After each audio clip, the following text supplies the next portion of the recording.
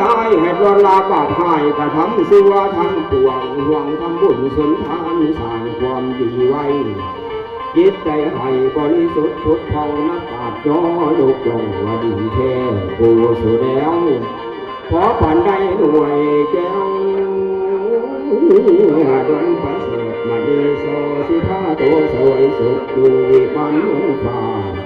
บาดตายไปไฟหนาผลกินทางที่ยุ่งทรงจุดประสงค์อยากพอเห็นหน้าทางภาษีพอใหญ่วิพอนี้ของศาสนาพุทธคือทานศีลภาวนากันจงฟังเอาไว้อุบาสกให้ฟังเอาไว้เนสิกายุเมเถ่าฟังแล้วให้ใส่ใจผู้ขาขอบอกไว้วันจะเป็นขติควรสินำไปคิดฝากเป็นการบ้านอ่านนิทานหลายเรื่องกับเมืองท้องแน่เห็นแก่ตัวให้ละทิมหัดมารวมส่วนรวมพันว่าความดีนั้นหันไปใส่ดีคือเก่าเป็นคำสอนของพระพุทธเจ้า